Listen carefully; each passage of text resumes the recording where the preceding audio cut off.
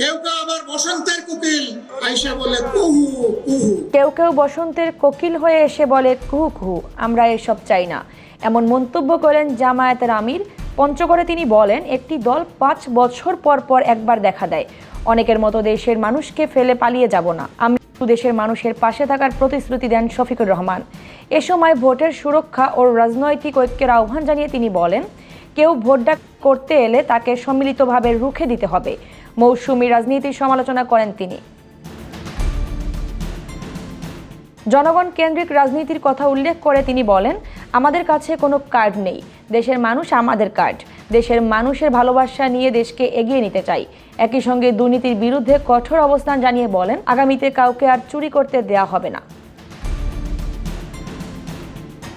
বক্তব্যে তিনি উত্তরবঙ্গের প্রতি বৈষম্যমূলক আচরণের অভিযোগ তুলে বলেন, বক্তব্য নয়, ইতিহাসের সাক্ষী হতে এসেছি। সৎ মায়ের সন্তানের মতো উত্তরবঙ্গের মানুষদের সঙ্গে আচরণ করা হয়েছে। এই অঞ্চলের মানুষদের পিছিয়ে রাখা হয়েছে, কাউকে আর বেকার দেখতে চাই না।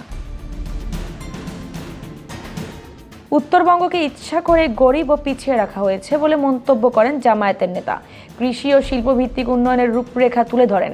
বন্ধ হওয়া চিনিকল চালু করা হবে বলেও প্রতিশ্রুতি দেন। পাশাপাশি উত্তরাঞ্চলের উন্নয়ন বঞ্চনার প্রসঙ্গে জামায়াত আমির আরও বলেন, ষড়যন্ত্র করে এখানকার মানুষদের বঞ্চিত করা হয়েছে।